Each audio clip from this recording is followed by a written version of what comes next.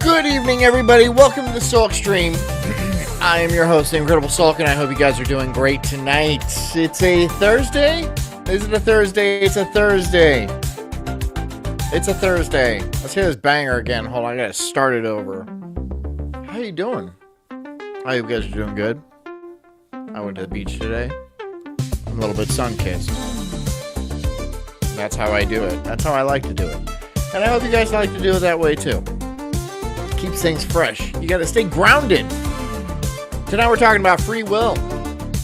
A very divisive topic. Do you have it?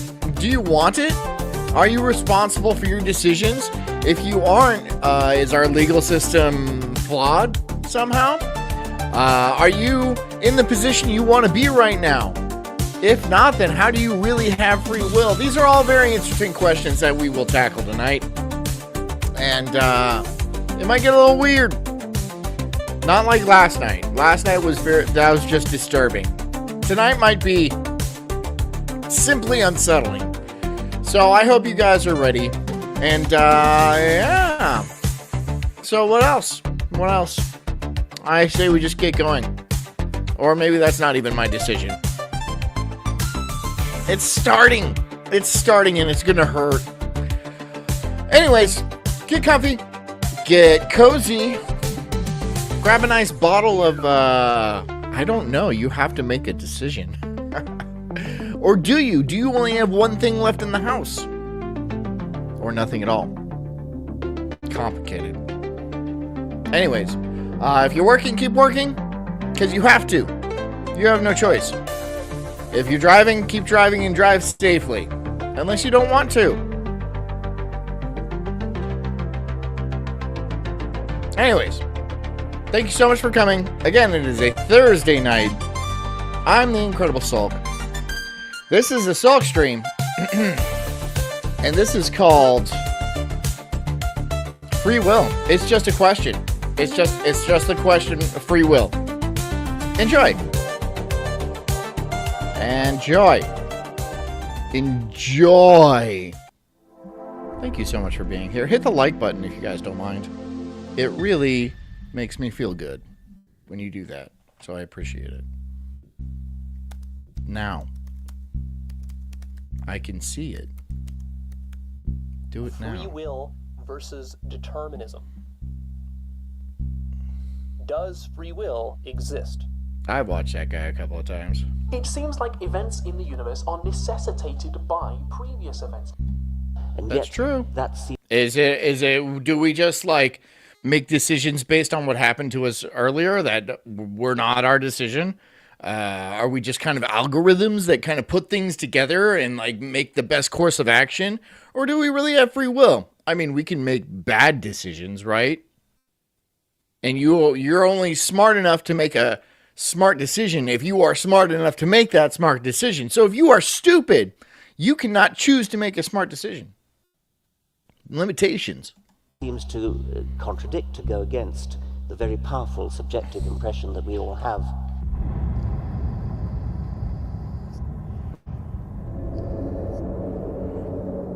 Onia says you can't know the future, so it really doesn't matter if we have free will in the end. The result is the same. Interesting. Yeah, that's interesting. And the cat is here. We have Of a course. strong need to think Of course. that the way we are Of course the cat is and the here. kind of person we Of are course the cat needs it. is somehow a matter of our own creation. Come on, cat. That I am what I am because I have, to some degree at least, made myself into the kind of Glad you being decided that I to am. join us. This is one Almost reason why fell. we value free will. It gives us the sense that there are more than one pathway into the future that we could go down. If determinism is true, there's only one.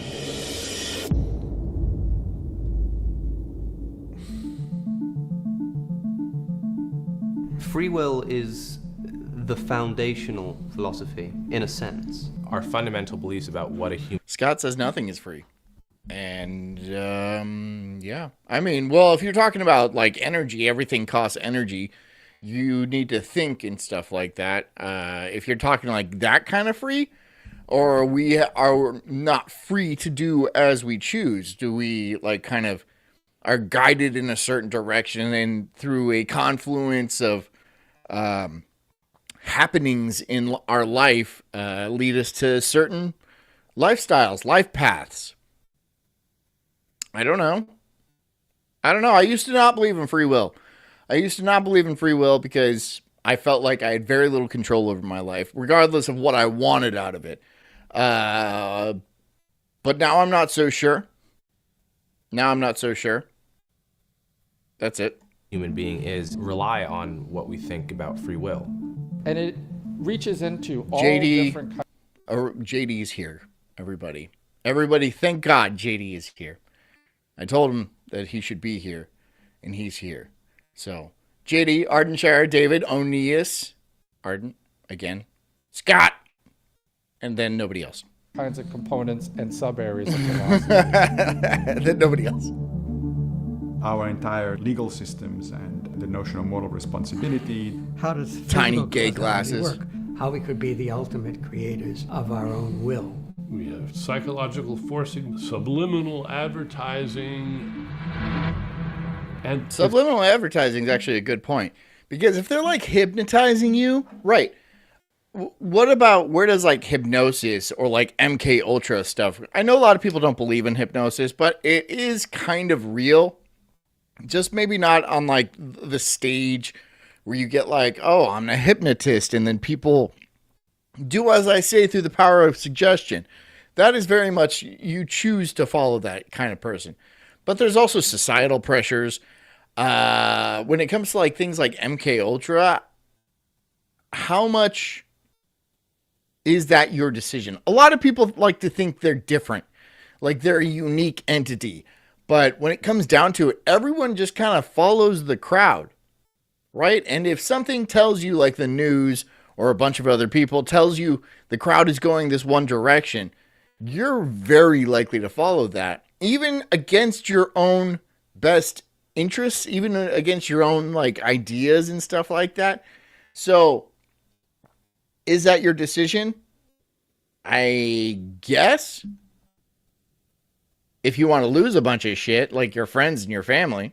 it's important to recognize these are all threats to our autonomy.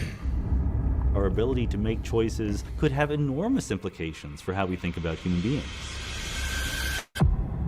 Do we have free will? And then why do we feel like we Arden Shara says influence is not the same as a lack of free will. It's true. That's true. But here's the thing. Excuse me. I have to clear my throat.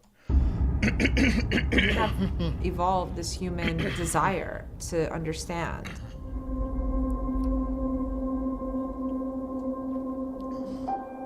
Free will. For many, these two words encompass what it means to be human. What it Okay. means. Arden Shara says influence is not the same as a lack of free will. That's true. And you are influenced by your friends and your family to do certain things, achieve certain goals, lead certain life paths. However, how do you know this isn't your brain kind of tricking you into rationalizing a decision that you did not make? Right? So you make a decision without any free will. It just kind of happens. And then your brain tries to put together the parts to make you think you had free will in the first place to make that decision. You could have chosen not to do that because your brain has to think you have free will. It's an integral part of being a human being, is to think we have agency over our destiny. Do we, though? Do we? To truly be an individual, to be deserving of your accomplishments, and to accept responsibility for your mistakes.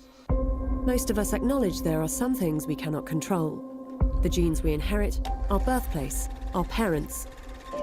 We recognize that we are shaped by both nature and nurture. But almost entirely nature. The entire nature and nurture argument it goes out the window when you adopt a little black kid from Africa. You can't raise him to be like or maybe, let's pick a different example.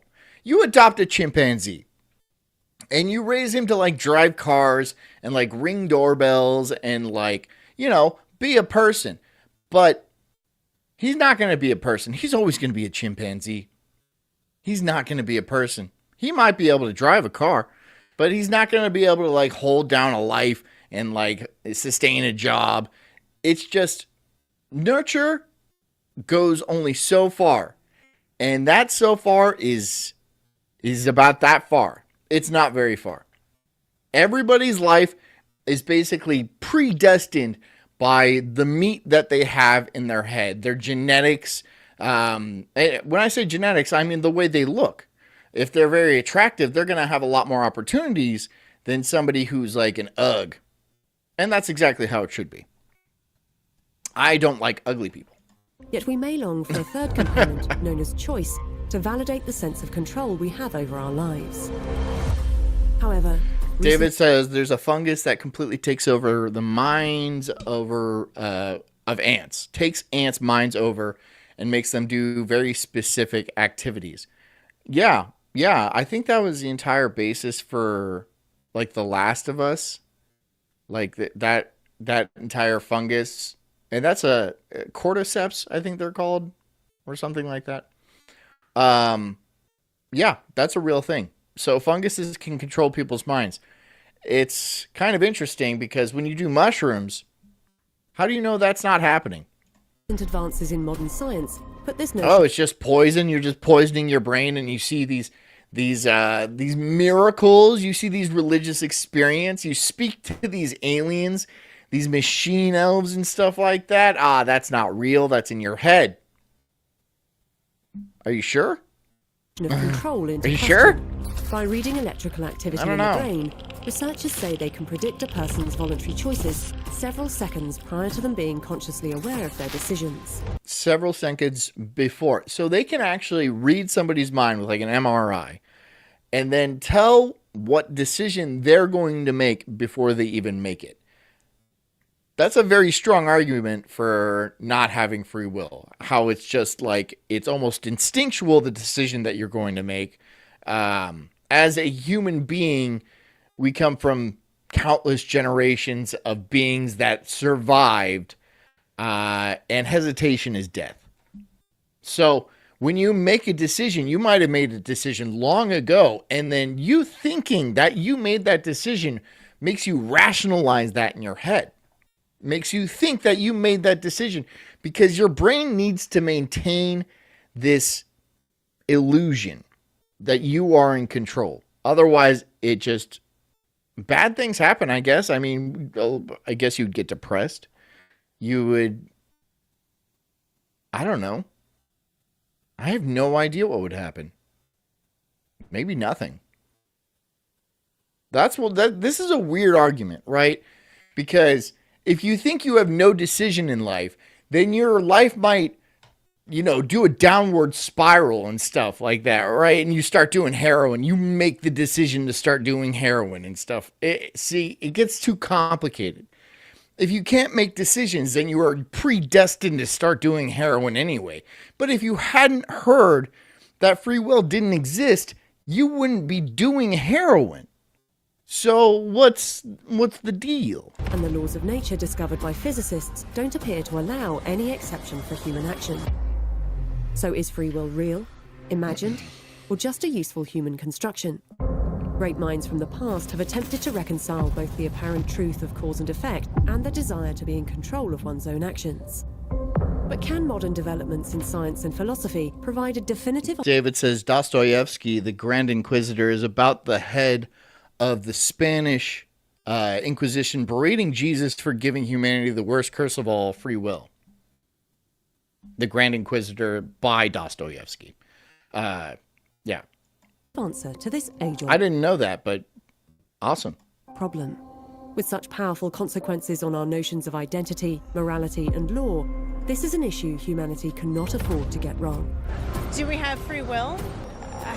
That's a tricky question. I used to ask myself this question. Yeah, a tricky question, because she's about to chimp out.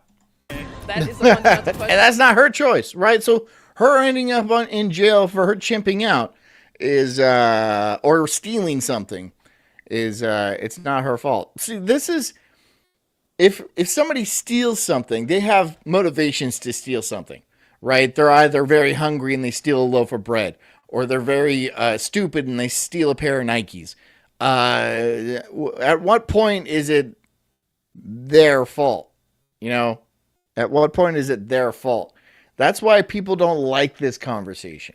People don't like the free will conversation. It gets very uncomfortable very quickly. And so people choose to ignore it. But do they choose? Or are they just trying to maintain the status quo? They're trying to make their lives bearable, right? So it just kind of drifts out of their head naturally. And it shapes your worldview in many ways. We pretty much have free will. If you like Blood that. moon tonight. Absolutely not. That's cool. Yeah, I think we do, yeah. I don't think we have free will. Hey, David P. I hope so. It's quite an interesting question, really. It's a very complex question.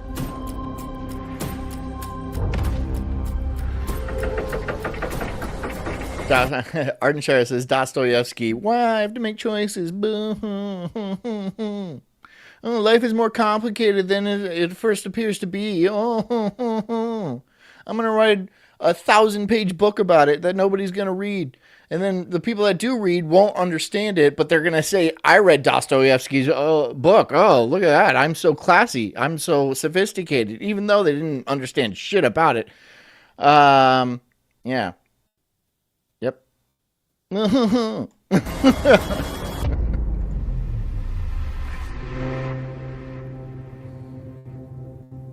Take me outside to look at it. The concept of free will is very important for us. I'm on your phone. I know I'm on your phone. It just looks like a normal moon because I don't think the blood moon happens until like the early morning time. So I don't think it's I heard about it, but I don't think it's till like way later tonight or tomorrow morning. Because we make sense of our lives by assuming that we are agents. That is, that we make decisions, that we make choices. What makes my life meaningful is, in fact, the Well, I'm a philosopher. His name is Massimo, and he's a philosopher. Who gave you the title of philosopher? Were you like, I'm a philosopher, so I should have these gay little glasses and these tiny earrings because I'm such a deep thinker? I don't like you, Massimo. Pigliucci? Pigliucci? That's a dumb name. Choices that I make. Who to hang out with, what kind of career to start, what to do today as opposed to tomorrow, and so on and so forth. So we make sense of what we do of our lives as a kind of a narrative. How many people wanted to be a doctor or an astronaut or a firefighter or something growing up as a kid? That was your free will. That was your choice, right? But it didn't really work out like that. How many astronauts are in this chat? I know exactly how many. It's 0. Unless I'm streaming to the ISS right now, in which case, I'm sorry you guys are stuck up there. You guys have been up there for months. I feel really bad for you, but I'm here with my gravity. Here, watch this. Remind you of home? I'm sorry. I'm sorry. Have fun trying to take a dump. Of our actions and our decisions. Thank you, so David. it makes B. us special. Here, I'll give you the bell for that. Oh, why is the bell so low? Oh, bell, come on. Give me the bell. Give me the bell. Give me the bell. Give me the bell. There's the bell. Okay, David P. gifted 1 subscription to the Incredible Sulk. Sweet. And Knob got it, which is kind of disappointing, but all right. It makes us different from machines, for example, or robots that we I'm just going to trash on Knob. That's going to be my bit now. Is that we, and he's going to take it. Particular circumstances, when we perform actions, could have refrained from performing. Ardenshire says some would say there's no such thing as an astronaut. Yeah. They're talking about flat earthers and like the firmament and stuff like that. And that's a very religious argument. And yeah, the Bible does say things about the firmament, but it doesn't say there's like a big glass dome a la the Simpsons movie around us. I'm not a flat earther, obviously. Or maybe not obviously. I just think people misunderstand the scale of the earth as a whole. I played Kerbal Space Program, and it explains everything. It actually does. Orbital mechanics and everything. You learn a lot playing KSP, and it's a really good game. I recommend it. You've never played that game. So, yeah, the Earth isn't flat. I don't think so. Not even a little. So suppose we have Joe. He wants to maximize his wealth, and he believes that by evading taxes, he can maximize his wealth. Based. Absolutely based. So he's got reasons for doing this, but he's got countervailing reasons as well. After all, he thinks he might be caught. And he also has some desire to do the right thing. The right thing is evading taxes. I'm sorry. What? The right thing is to evade taxes. You know what those taxes are going to... Those taxes are going to go to a Scud missile that's going to blow up a little Palestinian kid. So, whatever. Or, you know, it's going to make some transgender queer in Pakistan. Or feed a Somalian refugee. I know. There's too many of those as it is. So, yeah. Yeah. But you know what? 99% of the time, when you pay your taxes, like almost all of it, doesn't go to roads or fire departments, or it goes to the military, yeah, but it doesn't go to roads or fire departments or libraries or anything like that. Almost all of your taxes gets funneled into some guy's bank account, right? And then that's his money and his buddy's money. So I'm sorry. I'm not sorry. No. Dodge your taxes. I'm going to get in trouble for saying that. But I think it's fucking based. Now suppose the net force of these reasons puts him in a quandary about whether to evade taxes. He's torn. Do I evade taxes? Do I not evade taxes? What's going to settle? You know how complicated the tax code is? Do you understand why the tax code is that complicated? It's not because they just wanted to make it super complicated. It used to not be so complicated. Now it's like several 100,000 pages long. It's that complicated because certain lobbyists, certain groups interject bills and loopholes into tax law that they can manipulate and take advantage of so they don't have to pay taxes. That's why the tax law is so long, right? That's why, you know, you have to take your taxes to a guy and then pay them like $2,000 or something like that to file your taxes properly if you don't want to get absolutely stiffed. Because there is a lot in that tax code that would allow you not to pay taxes. If you're a certain type of something, if you're like a 501 blah blah blah, C3 blah blah blah, I don't know. I'm not an expert. There's a lot of loopholes that are written into the tax code. So, is this guy a bad guy for wanting to dodge taxes when it's like the most American thing ever is to dodge taxes? That's how we founded the country, is dodging taxes. That was it. So, I don't think this is, he wants to do the right thing and pay a bunch of bloodthirsty murderers half of his money. How we act. In these torn decision situations, say Joe's situation, in which he's torn between doing the right thing for moral reasons or doing the wrong thing for self-interested reasons. Do it. Do it. Do it. I mean, like, there's nothing but an upside. There's nothing but an upside. Will you get audited? That's possible. That's possible, sure. But that means you have to really cheat big, right? Because little small cheats, then you're going to get audited. But if you do like a huge, gigantic cheat, then you're less likely to get audited. But apparently Trump is making taxes go away for people who earn less than $150K a year. And then somehow people on the left are mad about that, which blows my effing mind.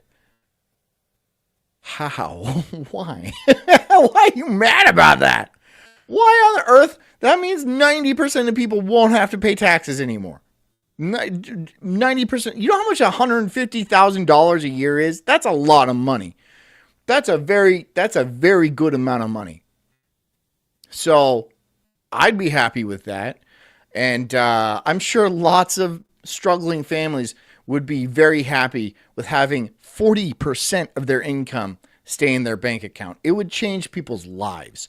So I don't know what kind of weird false argument they're trying to cook up online about how this would be bad for this and that. That's absolutely retarded. But that's the world we live in now. Full of retards. Do they have a choice to be retarded, though?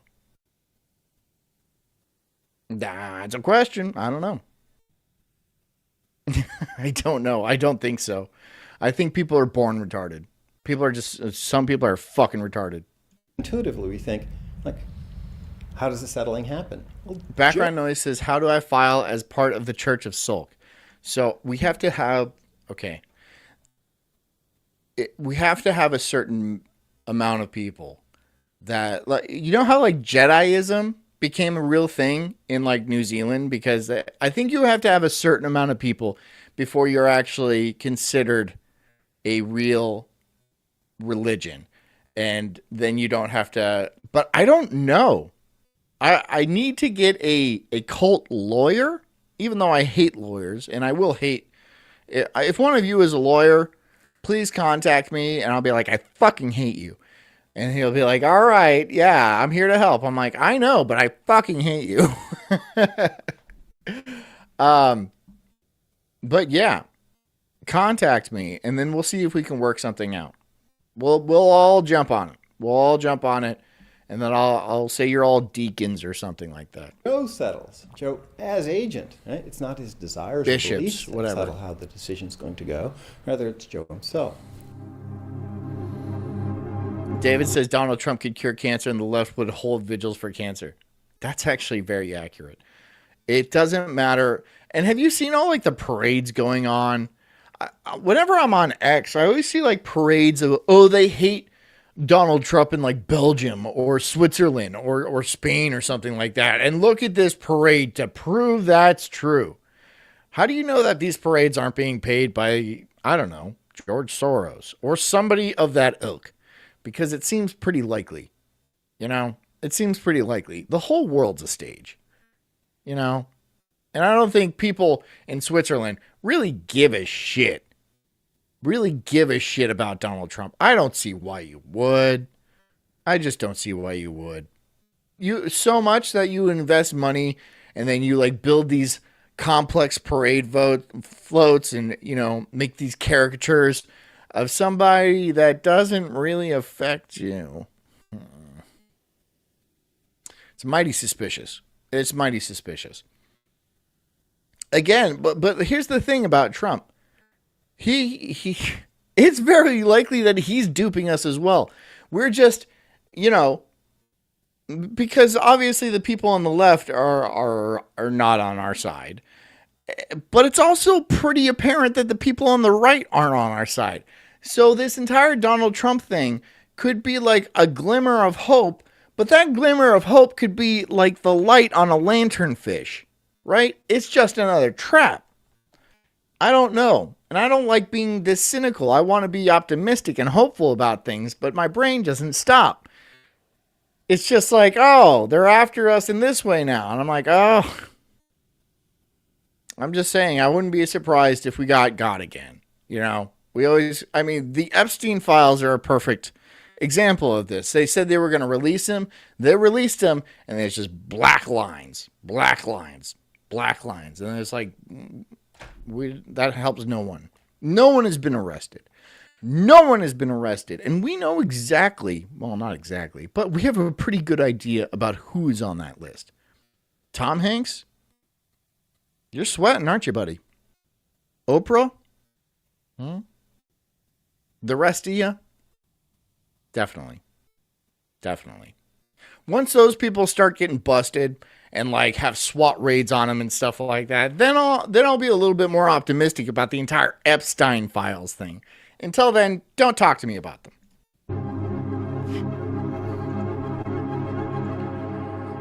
Was something I decided to do internally generated, or was it due to some external influence? And we're pretty good at being able to sort of judge that. And to the extent that we think it was internally generated, or we have the feeling that it was coming from within, we attribute that to this idea that we have free will. We freely chose that. We had agency. But that feeling itself could be an illusion. If someone asks, do you have free will? The first thought is, okay, well, what's free will? Well, I don't know. I hadn't thought about it. I just took it for granted. But as soon as you start thinking... Here's the thing about physics and stuff in the world. There's good evidence. There is good scientific evidence that time actually does not happen. With equations, you can put time forward or backward or something like that. It doesn't really matter. You can stop time. Things kind of still... All of time might be happening in one eternal moment. Maybe.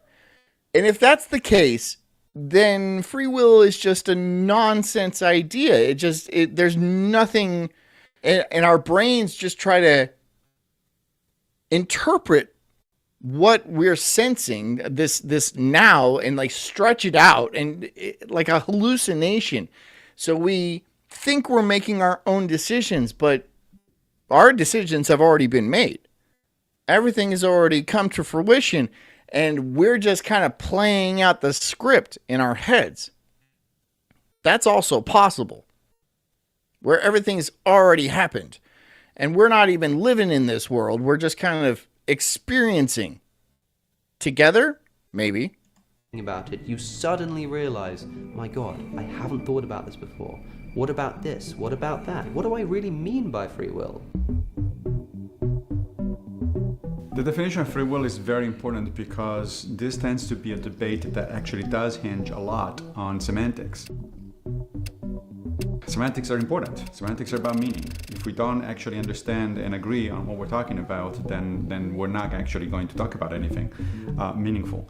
The problem with the term free will is that it means so many different things to so many different people. The cardinal sin when debating free will, in my view, is to be talking past one another because we're operating on different definitions of free will. And because there are so many notions of free will in the debate, it's important for participants in the debate to settle on a single notion. The problem with free will is that the term itself... David sees you should... My PayPal's right here in the description. You see? It's right here. It's here, I'll do that right there. See? There it is. It's right there. Is loaded. I can pin it. Of course, of that word free in front of it. Pin. You know, free of what? Oh, did work. Pin this message. Most people don't have a definition of free will. All right. The reason for See? that is because they haven't thought about it. It's a tough question, right? But again, it's also in the description of literally every... There's also my Ko-Fi. There's also... I guess I should pitch a shirt, shouldn't I? I'll pitch a shirt. I'm not going to pitch it. I'm just going to leave the link because, I don't know, I feel lazy. I don't want to do a pitch right now. And I'm choosing not to. How about that? Does that make you guys feel better? What's the consensus here? Do people in this chat think they have free will or no? I just want to know just because. I'm not going to judge you on it or anything like that. I mean, I call you guys retards anyway. For me, I would say it's more of like legal consequences. Less people That's very interesting. they are telling you what to do. The ability to choose the clothes I want to wear, the religion that I want to have, the place I want to... Do you choose to be fat? I mean, yes. Yes, in a way you choose to be fat. But also, do you choose to be subpar looking? Again, the answer is probably yes. I don't know. I think we have free will, but nobody's really free. We just want to get to the next check or... David P. says you have free will. The many worlds interpretation is correct. Here's the thing about that, though. No, it's a good point. The many worlds interpretation, where everything that can happen has to happen in a branching universe type of system. So every decision you make sends you down a certain timeline, right? And then every decision breaks off an infinite number of timelines, and you're just on this very specific path. That's a promising theory. And I think it's probably pretty accurate. It explains a lot. So, but do you actually, I mean, again, do you? Do you actually make the decision, or are you just kind of set to be in this course of decisions? It could go down to like quantum physics or something like that, right? Like whether this particle spins up or spins down, creates an entire new universe, and you're on that. I don't know. The many worlds interpretation is probably, and you just like choose, and then not that the other universes didn't happen. There's still an infinite amount of you making other decisions. So again, if there is an infinite amount of you making infinite decisions, how exactly do you have free will? Because you're gonna have to make one of those decisions, and you are gonna be in both of those universes. Feed our family or whatever we have to do, because we have to do that. They're thinking of freedom in a political sense, or an economic sense, which are totally different concepts. I can't buy $1 billion home, so in what sense am I free to do that, right? That's one sense of free, but that doesn't say anything about the causes of my behavior at the level of physics. That doesn't say anything about determinism or compatibilism. When you ask what is free will, the first thing I like to make clear to people is we need to distinguish between freedom of action and freedom of will. This is interesting because you want things. You have desires, but who gave you those desires, right? What makes you desire something? What in your brain makes you want something so you take the necessary course of action to actually achieve that goal? What is that? You can't really choose your own desires, can you? Why are you horny right now? Why are you horny right now? Did you choose that? We are free to act. But like when you're drunk or something like that, you have like a reduced capacity to make responsible decisions.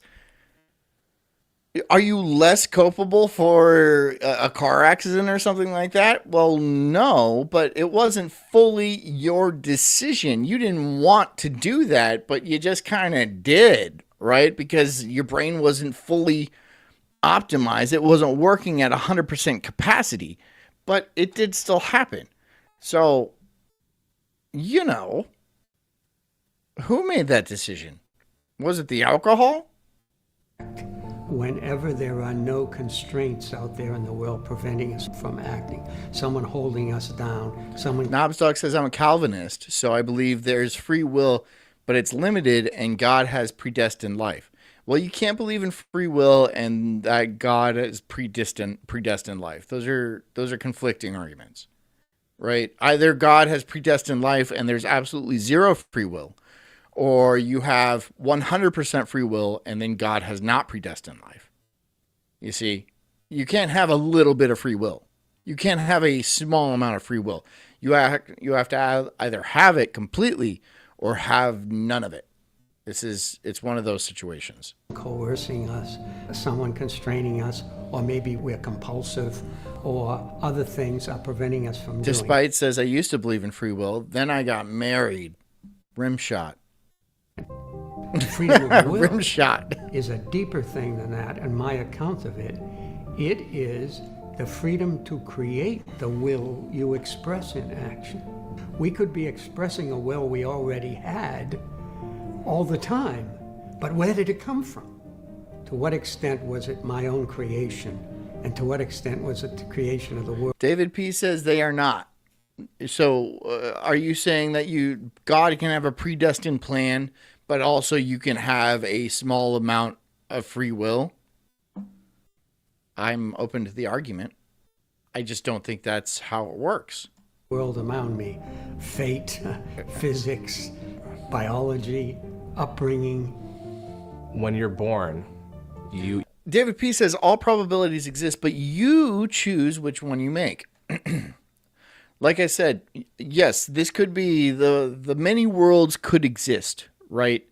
And you exist in all of these infinite dimensions, in these different realms, right?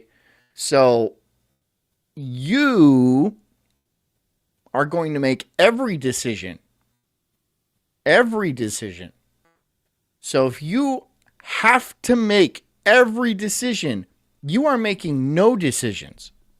You see? You see what I mean? You see, you think you're choosing this timeline to go down, right? But the not you, who is also you, it's just you in another universe, which is you, is going down an opposite but equal path. You didn't make a decision. Your consciousness is just on this trail. You know? Either way, you have to make both decisions. There's no free will about that. You are going to be you, or you are going to be the other you. You see? It's it's not that complicated, but you understand what I'm trying to say.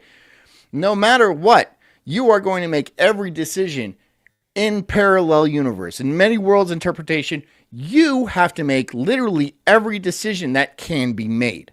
So that means you have no choice. You have no choice. You're a package of genes that have built a body, and you didn't choose a single... John, they are not all you. They are, in fact, all you. Yes, they are all you. In whatever way you might think you're an individual in this soul, in this, you know, your experience and stuff like that, but they are technically still you. You share a consciousness. You are them. They are you. You have a similar root, right? It's just we're constantly branching off in a million directions, right? So there's a lot of me, but they are still me, just like I am still me. This might be a little bit complicated, but it makes sense to me in my head.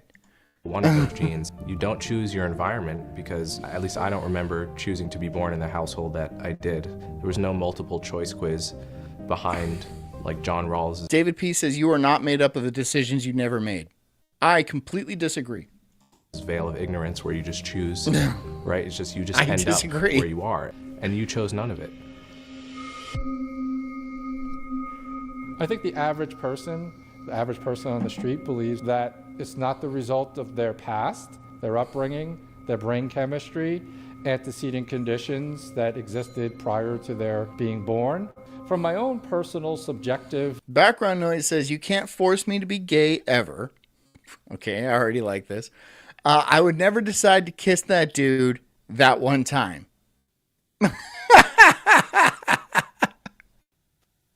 No. Background noise. There is a universe where you are gay. And that you is just as much you as you are. In this universe. You're the same person. You're the same person experiencing different courses of reality. You are indeed the same person. But you are experiencing different things. Inner perspective on my actions. I feel like my deliberations are up to me. I feel like my choice is up to me. I feel What is the deal with the tiny glasses? Why does everyone who calls himself a philosopher have to have very tiny glasses? Is that difficult? Do you have a very narrow kind of view on things? I mean, not like, not figuratively, but like literally. Do you have a very narrow view on things? I could have deliberated differently. I could have chosen differently. When I make a choice, it feels... Background noise says, nope, couldn't happen. The numbers don't add up. Except for that one time, right? Like I have this sort of transcendent ability to be above and to make a choice other than what I could have made. So we all feel that way. And it is intuitive for us to think that, well, I'm free to make my decisions. I could have done otherwise in a particular circumstance or another. And therefore, if you actually talk to them in terms of, do you think you have free will? David says, John, on a quantum level, your interpretation does not fit. you could absolutely be right. I'm not an expert in quantum physics or anything like that.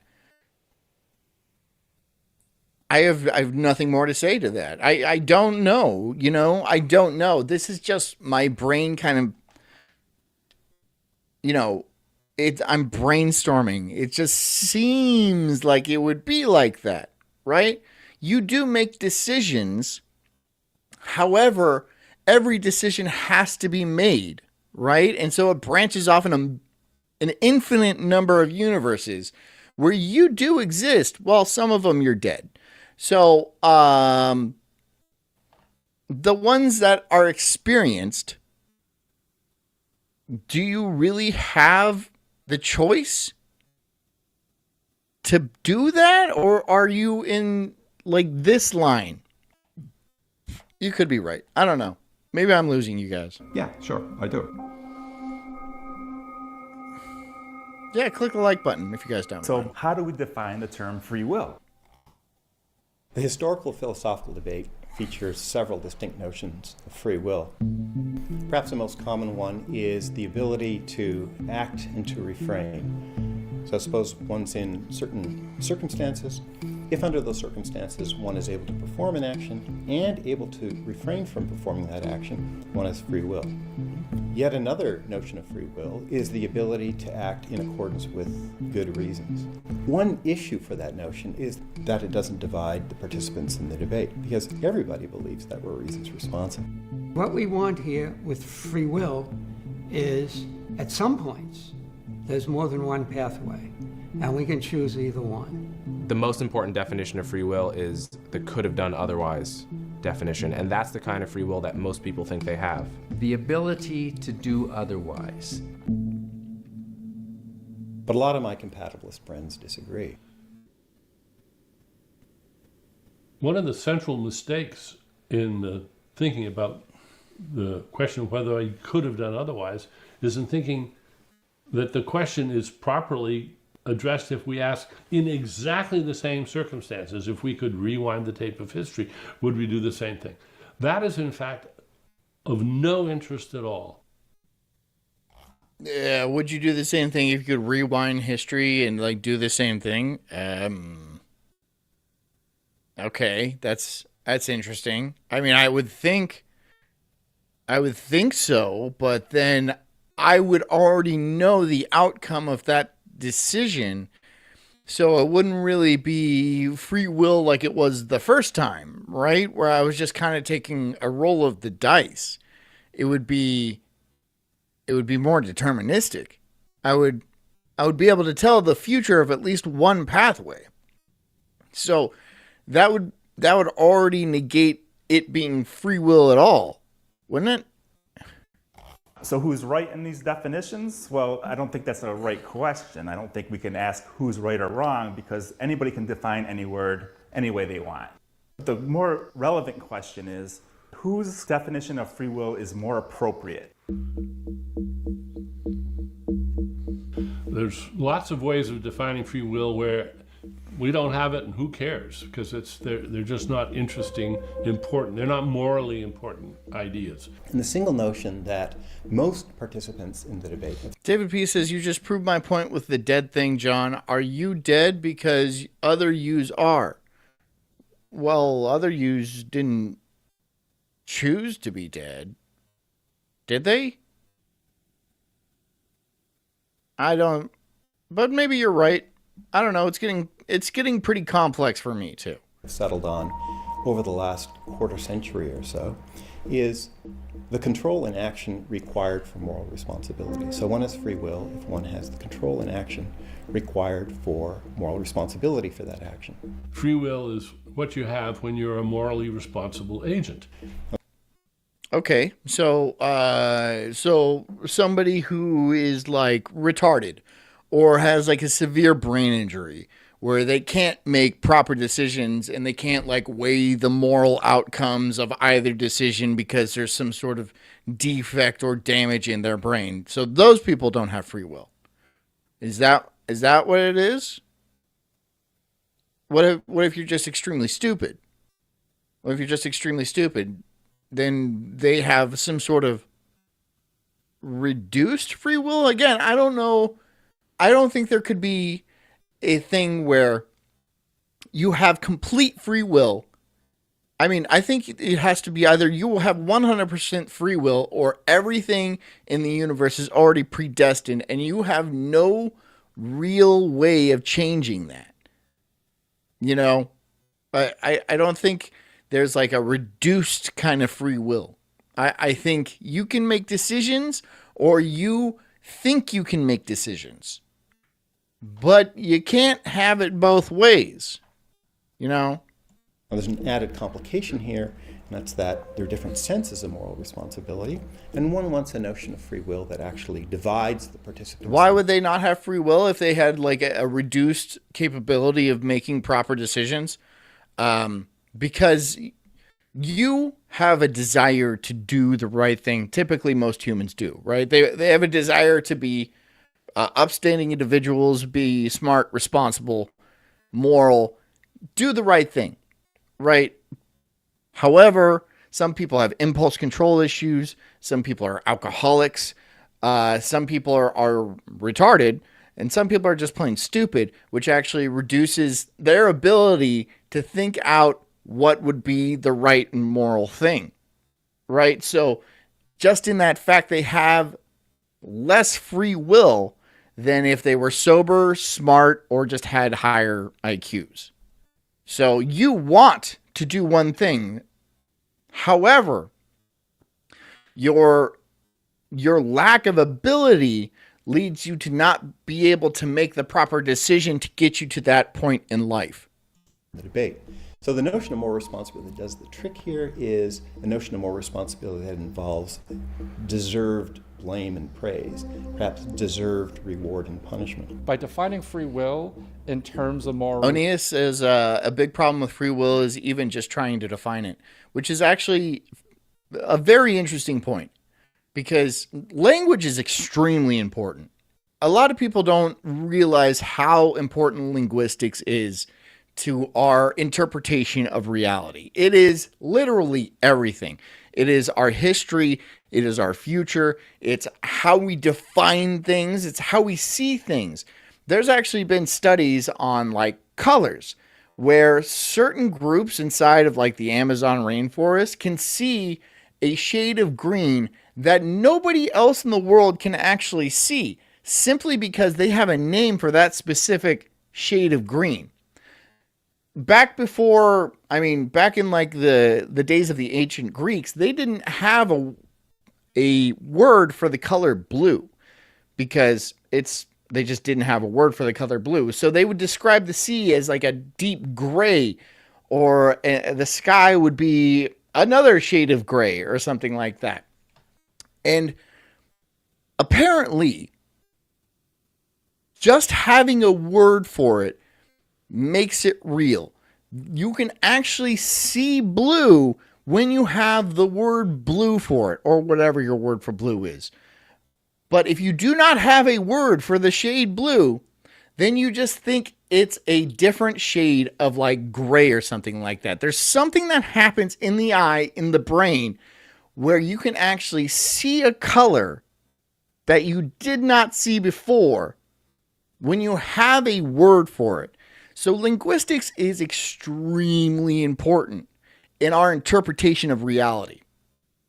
This is why I don't like it when they try to control language. I don't like that at all, because they are really actually trying to control how people view reality, which is, if you look at the double slit experiment, things don't technically exist until a conscious observer views them or measures them or something like that. So if you're trying to change my interpretation of reality, you are actually changing the fundamental physics of reality itself. It's very important. That's all true. Responsibility. We highlight the central philosophical and practical Look at this nerd. Problem of free will. Look at this nerd. Boo. Boo. I'd punch this guy. Hey, philosophize this. We tie it to real, tangible components of our lives, like our interpersonal interactions, like our moral responsibility practices, Hey, farmer. and social policies like legal punishment, and retribution. Hence, Farmer says I took a gummy and did a bunch of yard work, so I'm a bit tired and retarded right now. Well, that's probably why you're watching this show. one has free will on this definition if one has the control and action required. You have no choice. For You guys, involving nobody here had a choice to watch this show. I wanted you to know, everybody here, I wanted you to know that I'm forcing you to be here. JD on a more visceral level than most of you, but I am forcing all of you to be here because my free will is so great, it actually overpowers your free will. Historically, I would argue this is the kind of free will that has been of central philosophical and practical importance in the debate. To define free will removed of its connection to moral responsibility, I think would be to leave out a centrally important component of the free will debate. It would also remove, to a large extent, all of its practical relevance.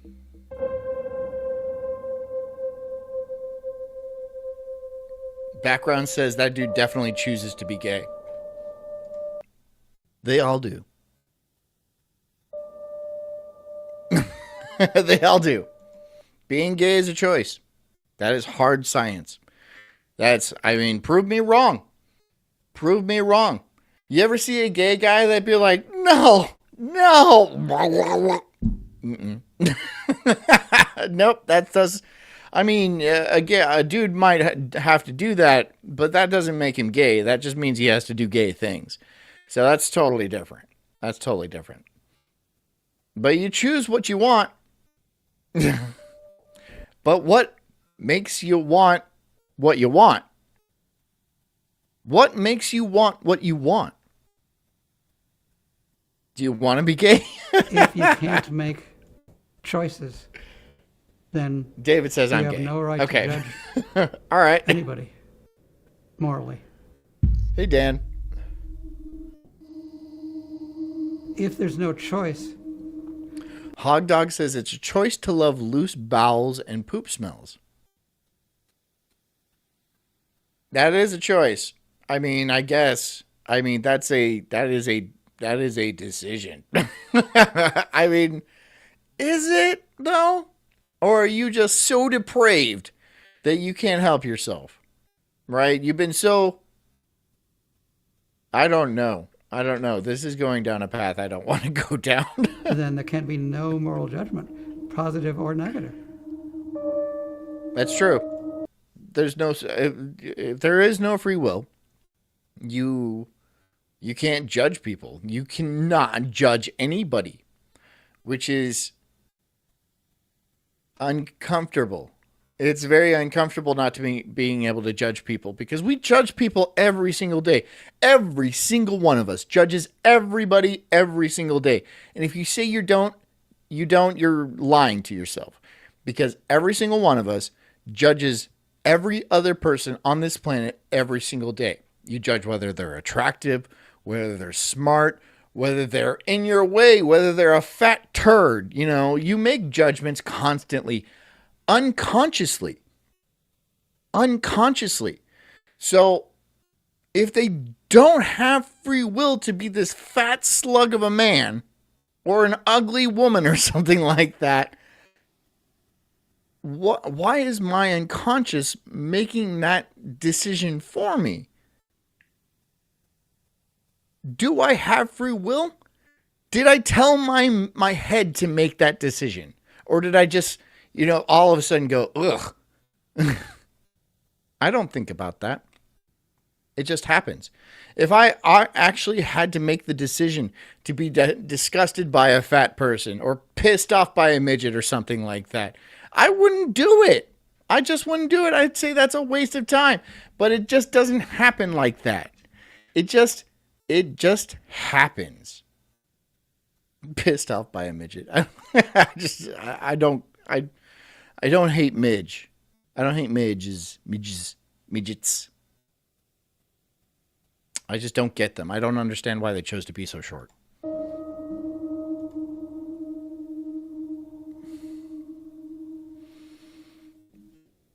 David P. says, okay, John, explain how you are the same self or consciousness as the you that branches to another universe.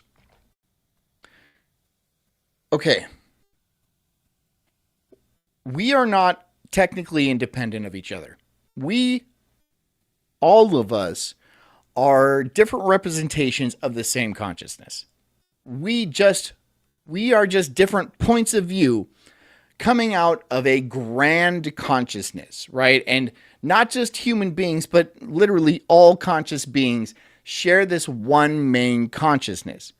Think of it like this.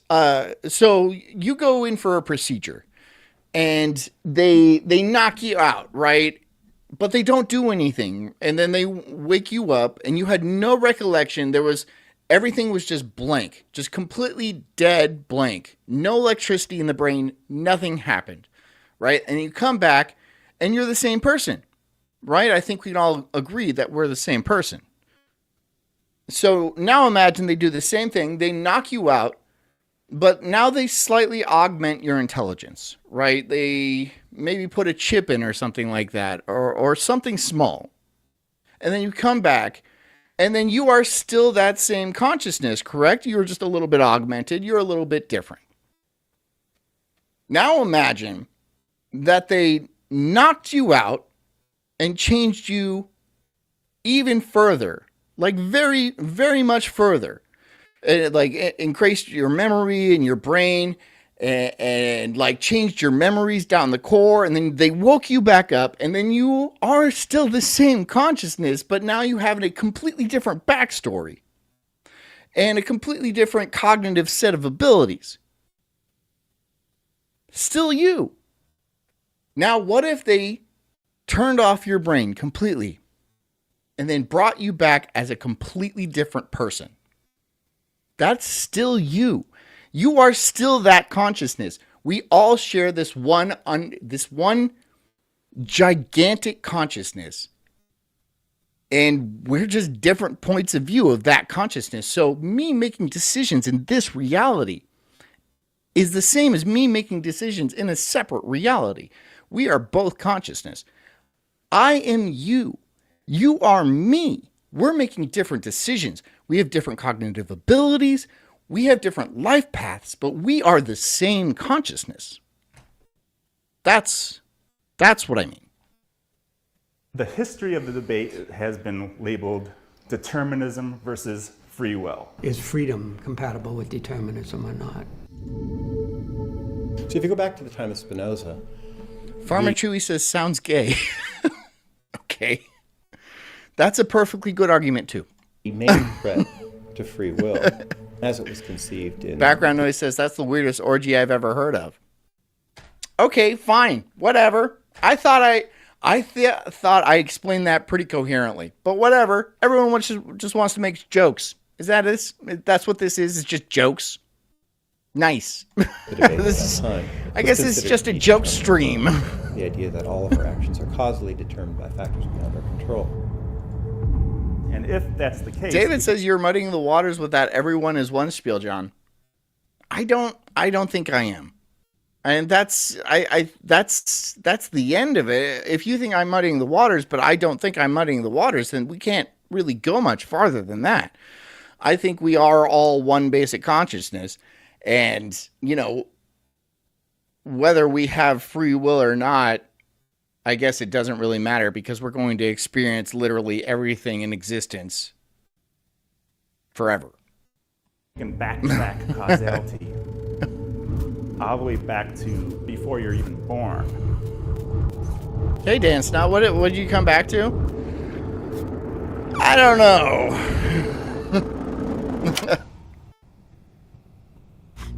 Determinism.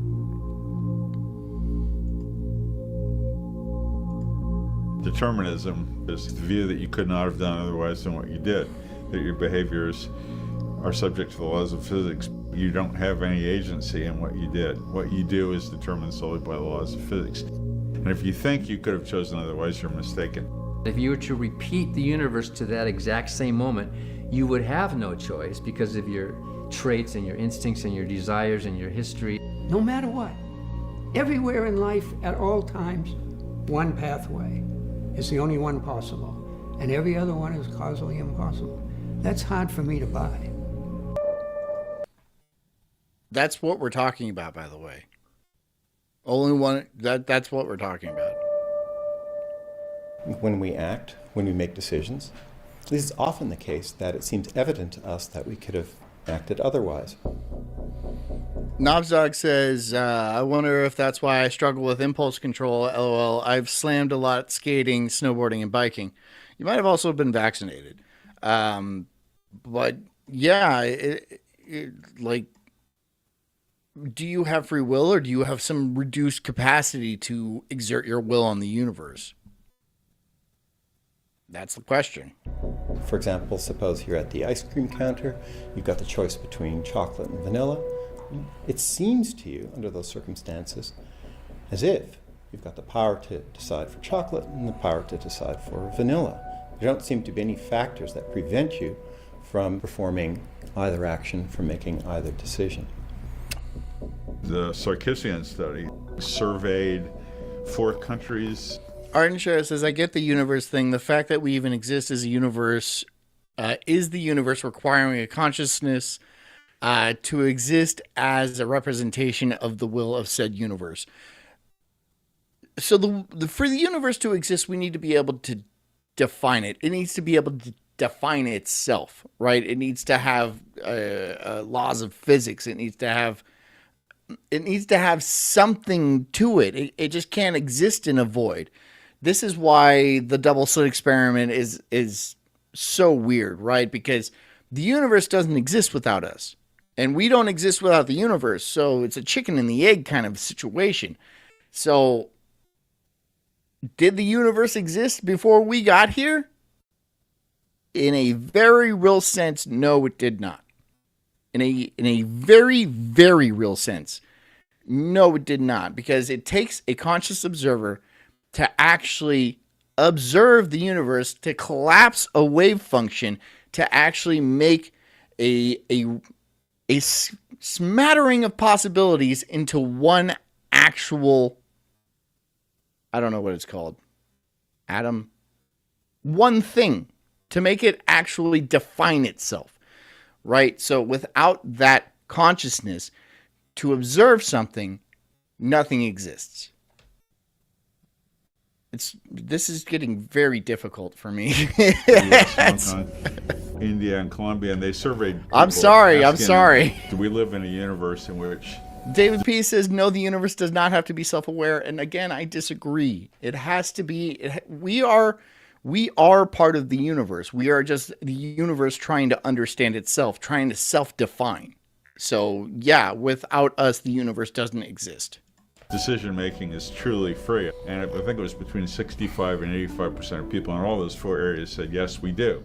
So that showed that most people, conceived of us as agents that do have free will in the libertarian sense. And the second question they asked him, well, if we live in a world in which everything is purely determined and you don't have any agency, are people morally responsible for their actions? And again, like 60 to 80% of the people said no. So clearly, the notion of moral responsibility has something to do with free will. Of course it does. If you can't make your own decisions, how are you supposed to be held responsible for those decisions? That makes perfect sense to me. If our choices were undetermined, that would mean, in effect, that given exactly the same paths leading up to a choice, the same desires, the same beliefs, the same reasoning, everything else the same. If it was undetermined, we might make either choice, and there wouldn't be an explanation for why we made one rather than the other, because everything was in our past was exactly the same up to that particular point. But the laws had better not be deterministic, okay? And if they should turn out to be determined, then... Knobsdog says, there are things created we have nothing to do with. There is an order and pattern to ask things on the planet. Are you sure? Because I don't know if that's true.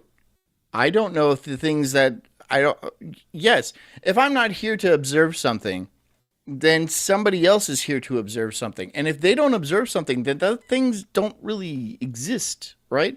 We're here to introduce complexity into the system, right? We are like AI agents writing our own code in our own universe, right? We have to be here. Otherwise, the universe doesn't add complexity to itself. It's like reverse entropy. We're here for a reason, and that's the reason. We're trying, our goal, the goal of life, is to add complexity to the universe. And that's what we do. We create things. We try to figure things out. We have science. We have philosophy and stuff like that. That's why we're here. That's my opinion. You have your own opinion. That's why I think we're here. We're here. We are part of the universe. We are of the universe, but we are here to add complexity to it, to reverse entropy. That would be sad.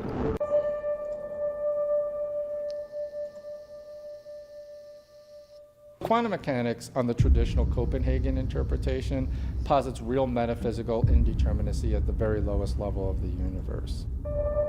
Libertarians often cite this claim about quantum mechanics as a reason for believing their view.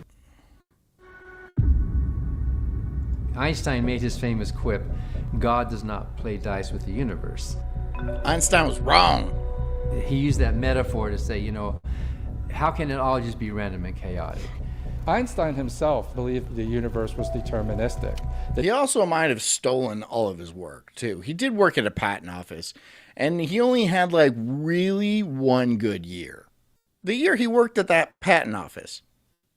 Agents. I'm not saying he did. I'm just saying he might have. I'm just saying. Not saying anything that, I'm not saying he did do it. I'm saying he had the opportunity and the motive, and he did have the intelligence, right? He wasn't stupid. But at that patent office where he was working, there was all types of very influential papers flowing through that patent office. All he would have to do is change the name. Free will. So you believe that just saying. The case that quantum mechanics is really indeterministic. And Bohr at some point apparently answered that he wished that Einstein would stop. David P. says you are saying that that consciousness has existed since the Big Bang. Yes, of course. Yeah. Since before that. Forever. Because without consciousness, there is no universe. So consciousness has to be the first thing to exist. The thing to always exist. Yes. I am saying that. Not to just accept that things are that way.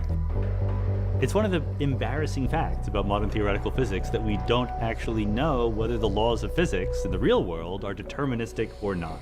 We teach that it is not. So what we teach people is that when you observe, when you make a measurement of a quantum system. Oh, Dan Snott says, like that time when Homer wanted his inventions in the museum, but he dropped them at the Edison exhibit and everyone thought Edison invented them. The automatic hammer. Yes. Yeah. Yep. The best you can do is predict the probability of getting certain measurement outcomes. David P. says, well, we very much disagree. That's what I think.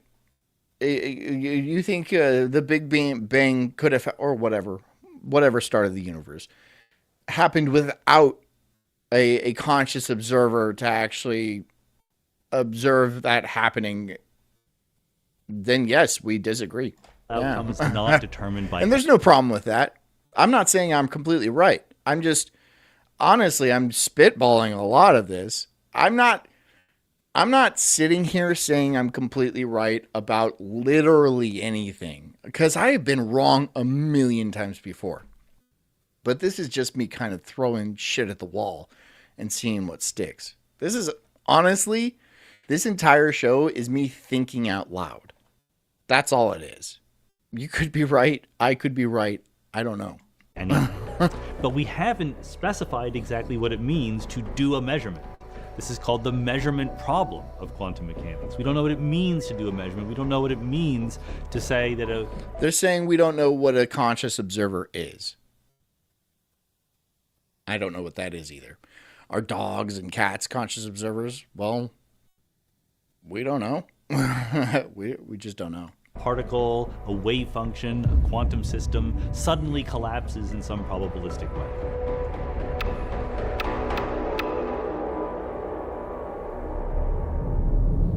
This video is dated 4 days ago. It says it was uploaded. I don't know what, maybe, I don't know. Ever since the pre-Socratics, we've had the problem of free will. The ancient Greeks certainly had interesting ideas about it. The two major schools... David P. says also you keep misinterpreting the double slit experiment. Also very possible. There were the Epicureans and the Stoics. The Epicureans thought that reality is just a bunch of atoms, bumping into each other in the void. And the Greeks knew enough to already worry that if these atoms followed the deterministic laws of nature, how could there be free will? And then they introduced a particular concept that was supposed to account for free will. The atomist Democritus thought that if determinism was true, then there had to be these random swerves of the atoms, and then Lucretius picked up the idea of the clinamen, or random swerve, and without that, there was no free will. But very quickly, people worried that the Lucretian swerve was not going to preserve free will any more than a deterministic view, because random swerving of atoms seems no more in the control of agents than deterministic atoms falling in straight lines due to the laws of nature. The swerve of the atoms, that would just be chance. How could free will just be chance? And that was really the essence of the debate that has gone on ever since. Yeah, so they're explaining that if free will, if we do live in a deterministic world, then you should be able to perfectly predict the future. And with a powerful enough computer, you might be able to do that, measure every atom and particle in the universe and then measure their interactions and stuff like that. And you'd be able to plan events well out into the future, just like Newtonian physics, right? We can predict orbits for thousands of years. We know when there's going to be an eclipse and stuff because of Newtonian physics. But when you get down to the quantum scale, that kind of goes out the window. We don't really know what happens. So is that where free will comes from? Because if you can plan everything and know the future like that, then free will does not exist. So you must not be able to know the future like that. Or can you? That's what they're saying. It must come down to quantum physics in some way. The Lucretian swerve and the problem of free will.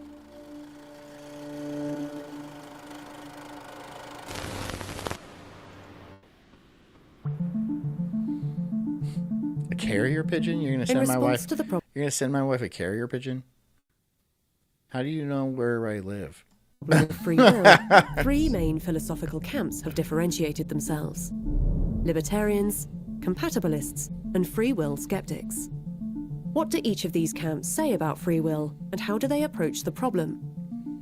What is free will in the libertarian sense?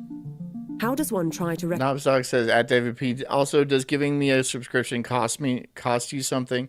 Yes, so David P., he'll buy like a subscription, and then it'll go to the next random person, and then you got it, Knob.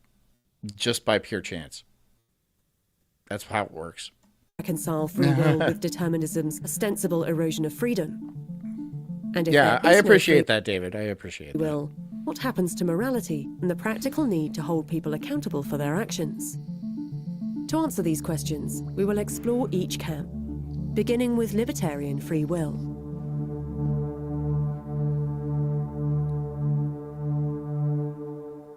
Here we go.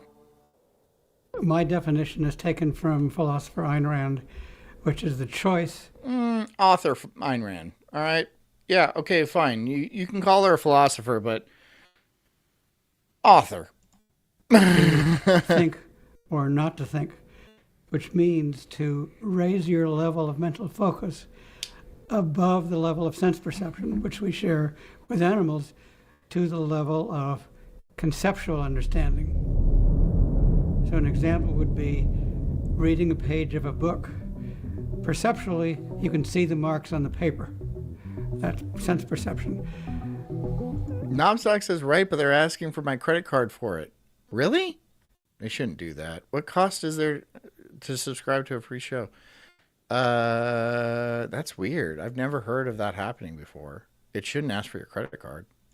Free will would require you to focus on what the words mean. And if you don't choose to focus... You already have the thing, Knob. You have it.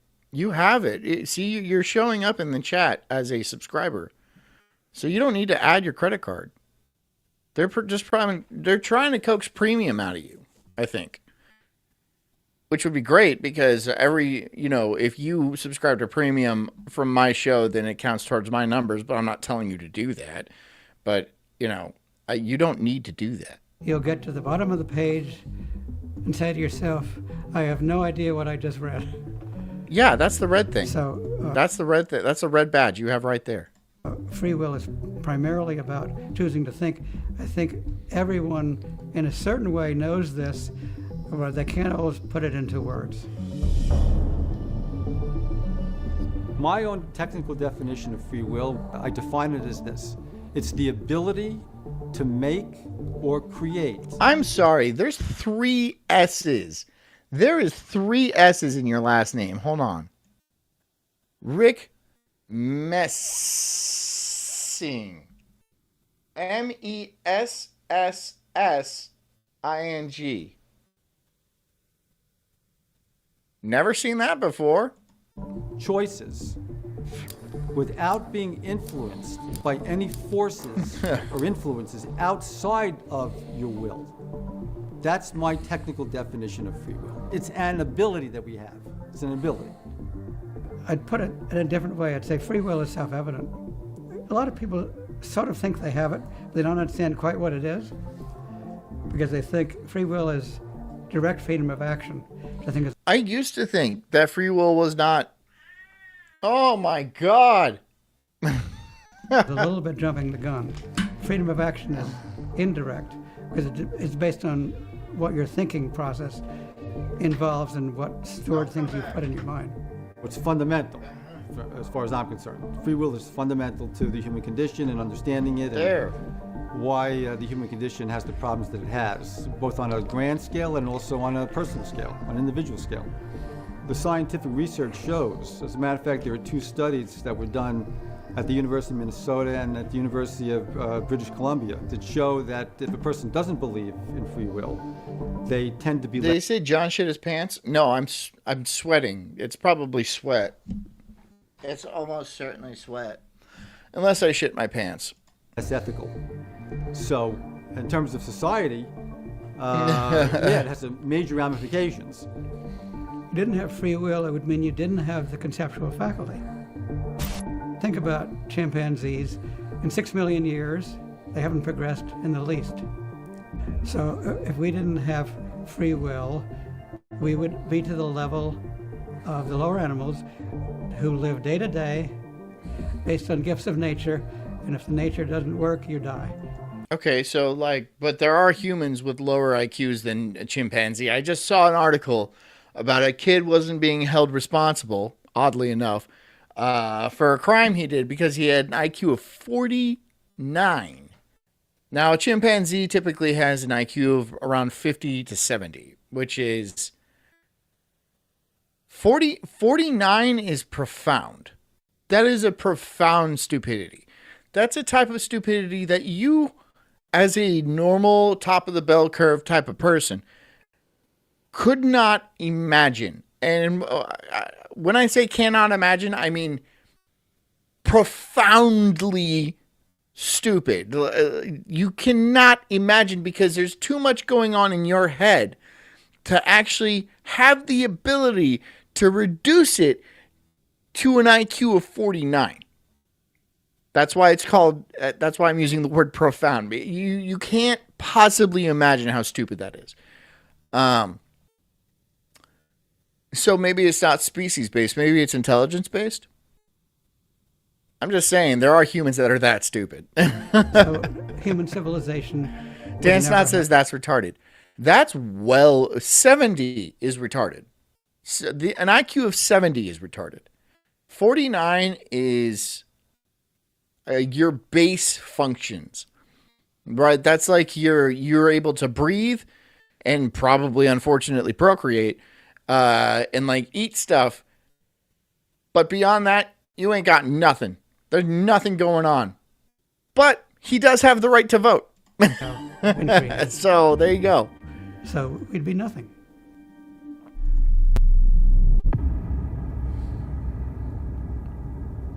Knobstock says the DSM-4, which is the Diagnostic and Statistics Manual, it's what they have all the...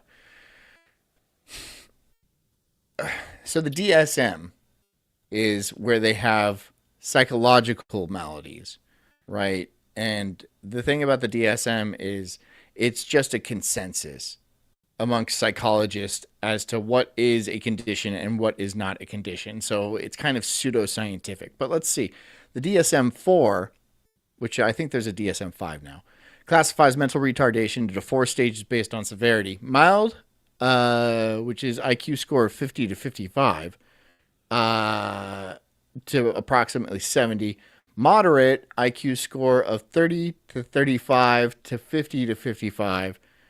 Severely retarded is 20 to 25, 30 to 35 to 40. So he's very retarded. I mean, I guess he's not like an amoeba or something like that, but he's pretty fucking retarded. I think the average person believes that they possess a kind of libertarian conception of free will. It's a conception that says that individuals have the ability to act otherwise, that the ultimate source of the action is the individual, and that it's a kind of counter-causal sense. What is up with this guy, dude? What is up with him? I'm getting a very strange vibe, and it's not just the goofy glasses. It's his entire... It's his entire vibe. I don't know. There's something very strange around.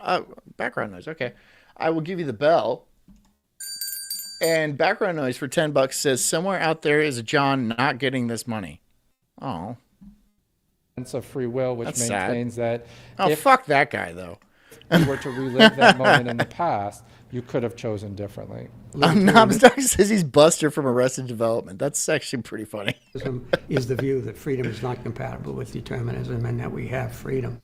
That is, if you went back in a moment of time where you made a decision and every atom, every particle in the universe were arranged in the same configuration, at that moment you made a decision, you could have made a decision different from the one that you did. The sense that I'm the prime mover of my actions. I am causing my actions, and there are... Knob says I work in reporting and analytics.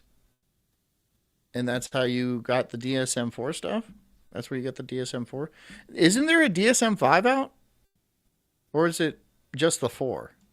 No prior causes that are causing me to cause those actions. He looks like a character from Secret of Nim. That's a throwback. Wow, you just triggered some nostalgia in me. That I'm not in control of. And historically, that term has been used mostly within the Christian theological tradition, particularly during the Middle Ages.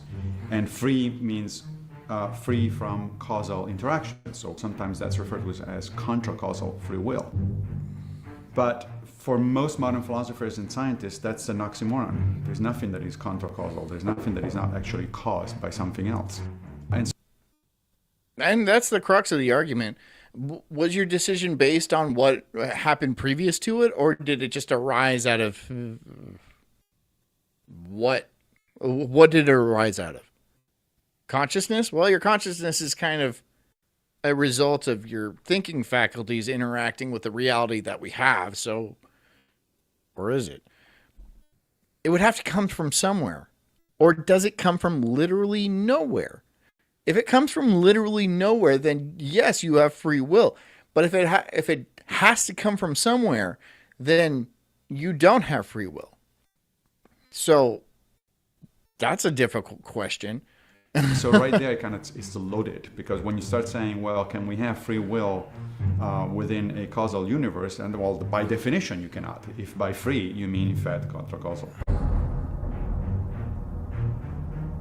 I think a big problem is the belief among many scientists that all causality is mechanical, because if you look at the history of the world and the discoveries outside of the human mind, of course, we're learning about the universe being made of atoms and molecules and electricity and chemicals, all of which is correct. So I go this far. Free will and consciousness requires a physical brain, absolutely requires it. But consciousness at the conceptual level is not the same thing as a brain. And it might not require, consciousness might not require a brain. Consciousness might be its own thing. That's why it could be around to witness the Big Bang. That's why the universe can exist without us, right? But what he's saying is that you need to have a brain to have free will, but consciousness doesn't make decisions, I guess. I've heard this before, where consciousness does not need like a corporeal form. And I would agree with that. A lot of people wouldn't. This gets really into like philosophy and religion, and it gets touchy. It gets touchy. So I can see why people would disagree with me. And there's really nothing I can do to convince or like show evidence to the contrary of that. But it's just an interesting concept that consciousness is consciousness, and that you persist even without your brain and your body, because you would have to. And there's two ways to explain this. One, if a surgeon opens your brain and checks up your neurons, he doesn't come across ideas. That's one problem with that. Should be able to. He should be able to see them. The second aspect of that is that ideas and objects have different attributes. So, physical object has space, weight, color, mass. Okay, we know that from physics. But an idea has none of those qualities. We have irrationality, contradictions, self-doubt, belief. We have hypotheses. Now, of course, your brain's involved in this, but the attributes of ideas are not the same. So that's why I say consciousness is an emergent property which depends on the brain. It's not the same. So it's not mystical, it's natural, but you can't say it's the same thing. So he's saying that consciousness arises from complex systems, right, as an emergent property, which is kind of the debate we're having with AI right now. A sufficiently complex system should have an emergent quality of consciousness at a certain point. But a lot of people are all like, no, that's not how it works. It's just a complex aggregator, and it doesn't have a free will of its own, or doesn't have like a thinking process. It does have a thinking process, though. We do have AIs with thinking processes. Is that consciousness? Is our ability to actually think and wrestle a problem, is that what consciousness is? That's very possible. Because what are you doing when you're not thinking? What are you doing when you're not thinking? Try it right now. It's impossible. It's damn near next to impossible. A lot of people who meditate, that this is the goal of meditation, is to quiet your mind to a point where you are not thinking at all. And that takes years of practice. But when you meditate, what you do is you don't actively stop thinking. You just observe the thoughts that you're having from another point, right? You have thoughts of whatever, people in your life, problems that you have. You watch these pass by, and you observe the thought, and then you acknowledge the thought, right? I had that thought, and then you move on completely disconnected from any ramifications that that thought might have. You don't sit with it and toy with it and try to dissect it or anything like that. You just let it move on. And so by doing this over and over decades, people have the ability to not engage with those thoughts at all, but they're still in some weird realm of existence, and they think that's specifically consciousness. It's not, it is them, but it is not them. That's what meditation is. So, yeah, it's weird. Try meditating though. It's good for you. So my personal belief is free will, from the Jewish perspective, has to be non-physical. Why? I mean, I agree with the scientists that in the physical world... On the John says, oh, so like when we get intrusive thoughts? Yeah, exactly. Your thoughts are not you. Your thoughts are your brain working in a way that is not technically you.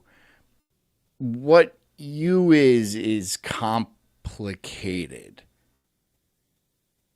You might be consciousness, right? You might be the ability to observe. And then everything else that we have in our brain, like on this reality, is just mechanisms to hold that consciousness. We have senses to observe and, ears to hear, and like we have the sensation of touch, and all this gets reported back to our consciousness. But we know that's not all there is to the universe. There's an entire spectrum of light that we cannot observe. But that doesn't mean it doesn't exist, because we have observed it. But doesn't that make it exist? I'm confusing myself. I'm sorry. There's no free. Physical things aren't free. This is like, it gets really deep. Like when you really, because you could dive into this for hours, and then you can confuse yourself really good. Physical is governed by the laws of physics and chemistry. I'm confusing myself. God created those laws, and they're fixed laws. They don't change. So there's no freedom in that, right? So if there is free will, it has to be non-physical. Check. Fuck you, Dan Snow.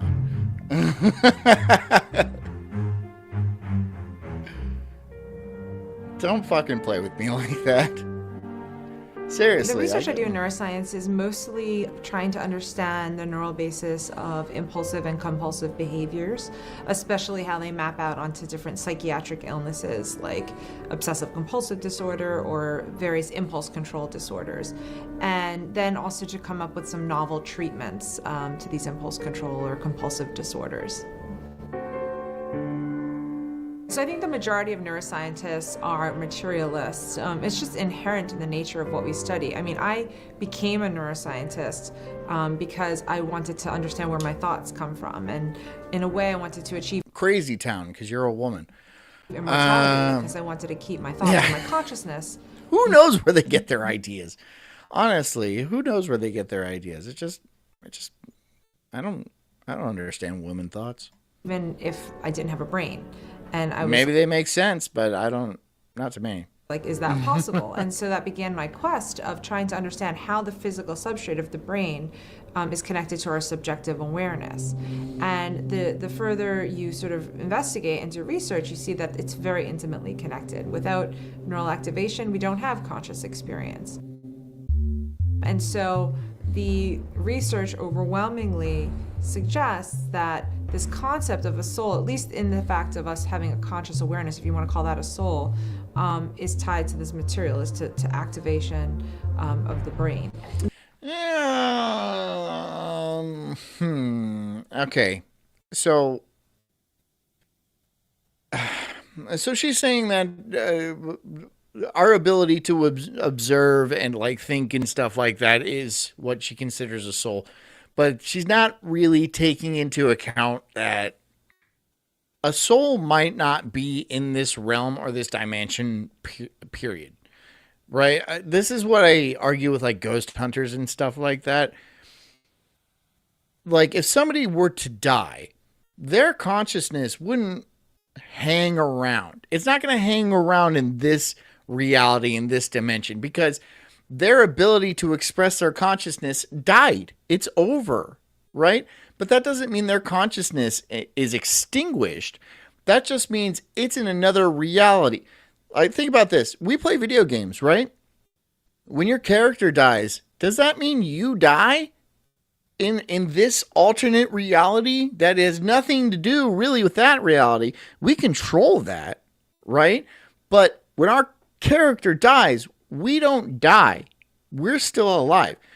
She's not taking that into account, right? She's just talking on a very right here basis with the technology that we have to observe what's going on in somebody's head. They need their brain to be conscious, which is true. However, that doesn't mean it gets extinguished should they go without that brain. Now, if you define the soul in a different way, maybe it's just sort of a life force or an energy, or okay, she goes on. Maybe you can come up with a rationale for how that exists. But the overwhelming majority of people who study the brain see that it's intimately tied to our thoughts or feelings or behavior, and without the brain, you don't have those things.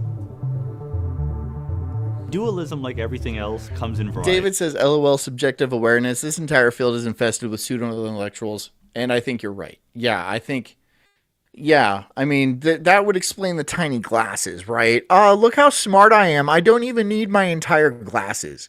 This is all I need because all I do is read books, right? I don't fucking drive. I can't catch a ball if you throw it at me. All I need is these tiny little ass glasses. What was that? That's... What is it? Yeah. I mean, you're absolutely right. These are all well, not all of them, but some of them are pseudo-intellectual. But it's a very complicated field. I guess you could call it a field. It's like a very complicated field. So actually, like, having a course on it would be meaningless. So, at least we're getting differing points of view. Okay, there's substance dualism, which says that there's physical stuff and non-physical stuff. The non-physical stuff typically is mental or spiritual stuff. I think that that's very, very hard to accept these days, but, the majority of people Mayo says, geez, John, let her cook. I know, I'm just interrupting a woman. It's my natural, it's what I, if a woman's talking, I'm gonna have to interject and mansplain. Because it's like an air conditioner, What I know is it seems to be incompatible. There's not really words coming out. It's just, and it's just blah, blah, blah. It's like when you hear Charlie Brown's mom. That's what I hear when all women speak. It's physics as we currently understand. So I'm like, here I am to draw focus. Me and my wife have a great relationship. Smaller set of people who are property dualists, who accept... David says she should be dividing pies in the kitchen. Yeah, am I right? Get to the sandwich making, all right? Leave all the philosophizing to the men. Physical stuff always obeys the laws of physics, but in addition to its physical properties, that stuff also has mental properties. This is what a panpsychist would believe, for example. I personally see no benefit to that. I see no real coherent way to make it work, but those people do exist. I'm sorry, I didn't hear enough. I was making jokes. I didn't hear enough of it. Materialism is everything's material, so only mechanical causality. Then idealism is the opposite of that. There are no entities, it's all ideas. So there's only consciousness. Then there's dualism. Now, I'm not totally opposed to the word dualism, but dualism was always associated with religion, and I'm not religious. So it was like the soul is a magical entity which survives your death and wanders around space. Not magical. So I don't like that. Why magical? Why do you have to say magical? Why would you think that's and the concept of a soul is very difficult because the soul might reside in another plane of existence, right? I think it does, right? But we could be getting back into a religious argument. And another idea about the soul is that it's individualized, that we all retain our soul and we are individual souls that inhabit other bodies maybe one day, if you believe in reincarnation. I don't think it's that straightforward, though. I think it might be some sort of pool of awareness that we return to, that we all kind of share. That, it's not just one. The idea that we have a soul, that is an individual kind of property that exists beyond time and space, comes from our own ego. It comes from us having an ego and being ourselves. If you ever do a large amount of mushrooms, you're going to experience something called ego death. And then you're really going to understand what your ego is. It's not your machismo or bravado or any Italian word like that. What it is you identifying as yourself, right? When you do mushrooms if you do a lot of mushrooms, you're going to experience an ego death. And what that feels like is you are the wall. You are the ceiling fan.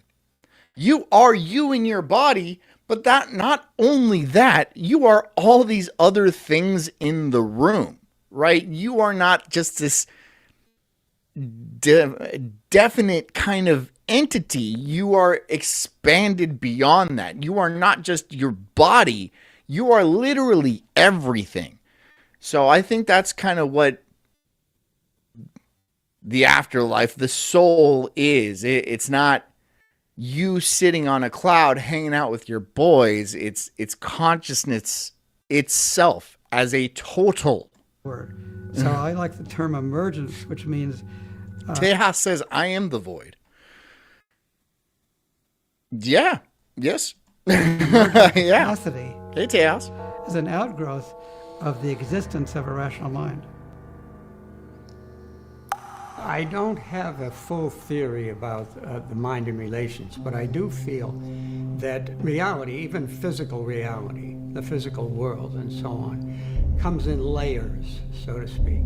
So it's not all reducible to elementary particles and their motions at all. And as you move up to more and more complexity, you get more and more sophisticated things in the world, all the way up to our mental selves. So that's the way I see relation of mind to body. I believe that agents conceived in this way, the notion of agency is not reducible to mere physical events and causes and whatever. So it's a non-reducibility theory, and it's a hierarchical theory. Despite says, I've done my fair share of LSD and mushrooms, and I've never had an experience like that. Really? You've never had ego death. You've never experienced ego death, where you are all things. Like you've never, like there's no delineation between you and like a rock. You've never felt like that. Weird. Because that's happened to me a number of times. I've heard it happen to other people too. Other people have gone through ego death as well. So maybe it's just you. Maybe you're just really stuck inside your body. I don't know how to explain it. Of complexity. It's sometimes in the literature called complexity theory. But it's not dualist in any strong sense. That's very strange, despite. When you say, like, how much? Because honestly, you do an eighth of mushrooms, and it works for me. It doesn't happen every time, but it has happened enough where I'm like, oh, here I go. You know, that's weird. I don't know what to say or how to explain that. Hey, Jess Wegg. I think the most important feature about free will is it's something that should matter. Jess says where you feel connected to everything while you're shrooming. Yeah, good stuff. Yeah. I mean, yes, but also that you are so connected to everything that you are actually everything. You are not, I am not just John, but I'm also like the drywall and stuff. I know this hasn't happened to just me. I know that for a fact. So the idea of free will that I think is most important is the one that grounds. Ardenshire says, I took a heroic dose once and became clairvoyant for 12 hours. I tried writing it down, but couldn't write. I wonder if that's some sort of universal defense mechanism. Like, you actually are clairvoyant, but just like in dreams, when you come back, you don't necessarily remember all of it. However, you are dreaming. You were dreaming. So maybe you weren't just like hallucinating and being weird. Here's the thing with drugs. People will think when you do drugs, you're just like, oh, you're just all kooky up in the brain and nothing that happens is real or anything like that. But if you look into like DMT stories or something like that, where experience after experience are remarkably similar, going to another realm where they speak to like machine elves and stuff like that, it gets difficult, since we're all individuals, to be like, how is this not real if we're all experiencing something that is so similar? You know, maybe you were going in, maybe you were actually clairvoyant and you did see the future, but there's some sort of paradox that keeps you from remembering it as a self-defense mechanism for the universe. That could be. It's moral responsibility. Some of us have it. Monkey. Most of us have it. Some don't. Small children don't have it. Big B? Senile, the brain damaged.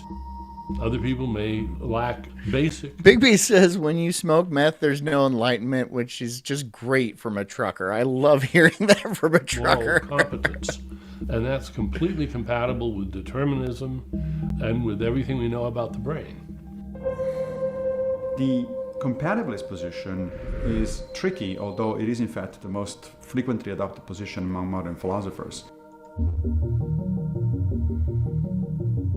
And that's the idea that, yes, we do live in a deterministic universe. Lost Chaos says, have you ever tried wiping like 80 hits of liquid LSD on a giant chewy sweet tart?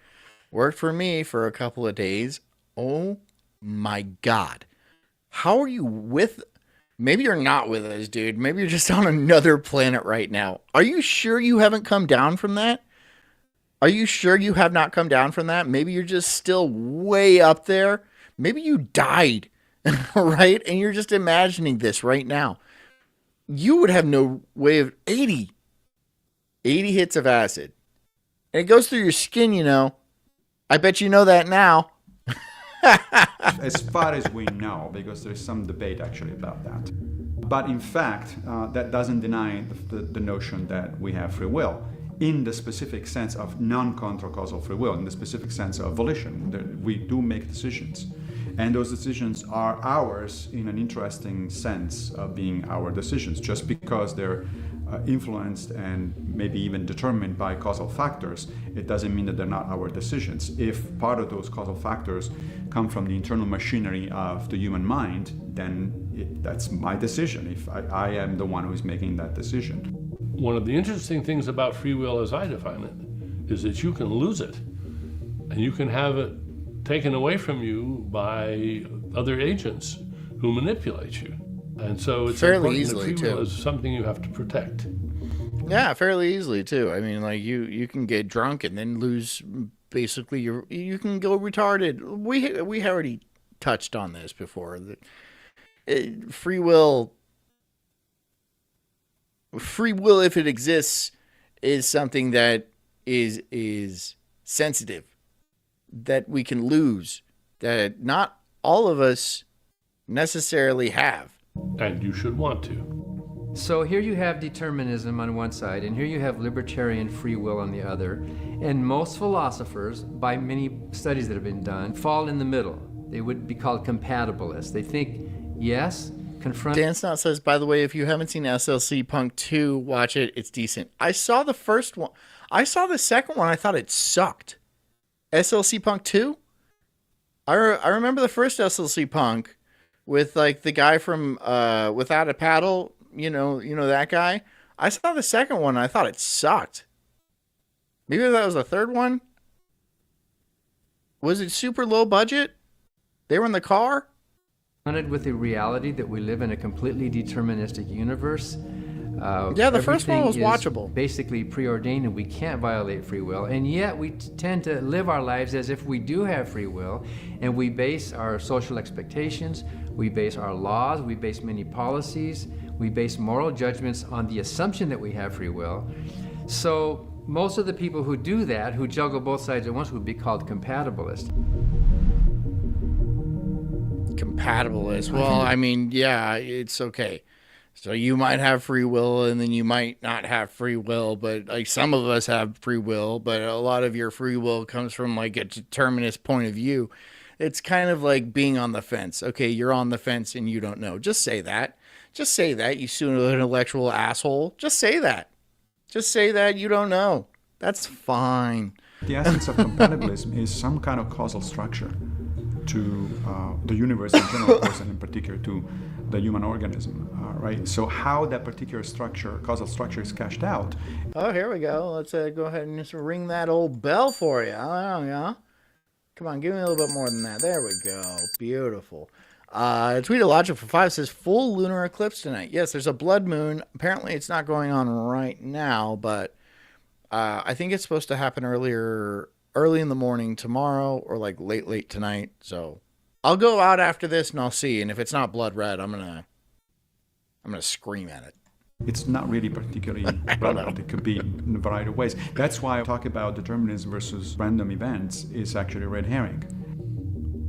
You have compatibilism anytime you assume that there is a causal structure, a causal web to how the world works, and in particular, David says, Knob, take my advice. You made the right decision. Never do mood-altering substances. So, like alcohol? You can't do alcohol? I can understand not doing SSRIs and stuff, but I can also understand where your point is on alcohol.